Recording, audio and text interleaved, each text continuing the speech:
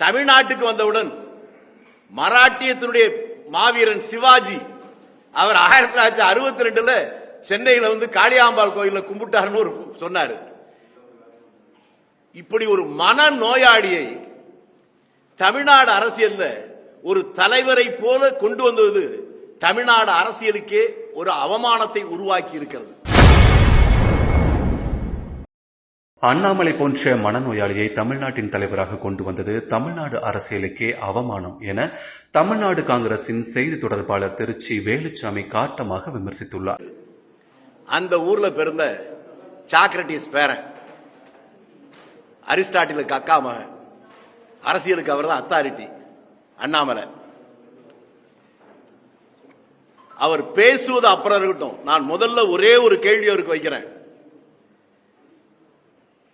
இவர் கர்நாடகத்திலே IPS அதிகாரியாக இருக்கிற போது நான் கன்னடன் என்று சொல்லிக் கொள்வதிலே பெருமை அடைகிறேன். சாகும் வரை கன்னடனாகவே வாழ்வேன், காவிரி பிரச்சனை வந்தால் கர்நாடகத்துக்கு ஆதரவாகத்தான் இருப்பேன் என்று பேசினாரா இல்லையா? தமிழ்நாட்டுக்கு வந்தவுடன் மராட்டியத்தினுடைய மாவீரன் சிவாஜி அவர் 1962 சென்னையில காளியாம்பாள் கோயில கும்பிட்டாருன்னு சொன்னாரு.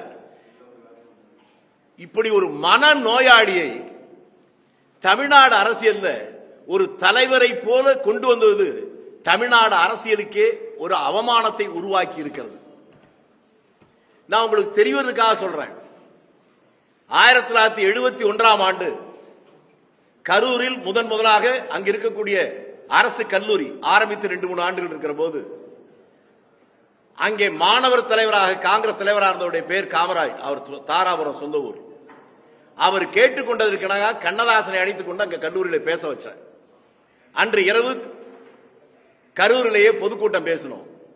அந்த 71 இந்த அண்ணாமலை புறக்கலைங்கிற மட்டும் இல்ல, அவங்க அம்மா அப்பாவுக்கு கல்யாணமே நடக்கல. யாரை பற்றி எதை பற்றி வேண்டுமானாலும் பேசலாம் என்கின்ற திமிர் அவருக்கு இருக்கிறது. நான் அவரை பார்த்து நேருக்கு நேராக கேட்கிற கேள்வி, IPS அதிகாரியாக இருந்த நீ கர்நாடகாவிலிருந்து ராஜினாமா செய்துவிட்டு வந்தாயே, அதற்கான காரணத்தை நீ சொல்கிறாயா அல்லது நான் சொல்லட்டுமா? நான் சொல்லுகிறேன், நீ ராஜினாமா செய்யாவிட்டால் அன்றைக்கே நீ சிறைக்கு போயிருப்பாய். நான் நான் கேட்கிறேன், உங்க ஊரு தெரியும், உங்க அப்பா அம்மா தெரியும், எல்லாம் தெரியும்.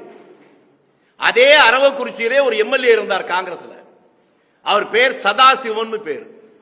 காமராஜருக்கு மிக நெருக்கமானவர். 3 முறை சட்டமன்ற உறுப்பினராக இருந்தவர். 3வது முறை சட்டமன்ற உறுப்பினராக இருக்கிற போது கூட ஒரு கதர் பனியனையும் கதர் வேட்டியையும் கட்டிக்கொண்டு சைக்கிளிலேயே எல்லா கிராமத்துக்கு போய் வருவார்.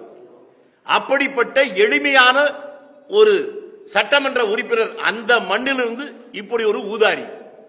நான் இதெல்லாம் சொல்ற போது சில பேருக்கு என் வாழ்க்கையில் எப்பவும் பயன்படுத்தினது.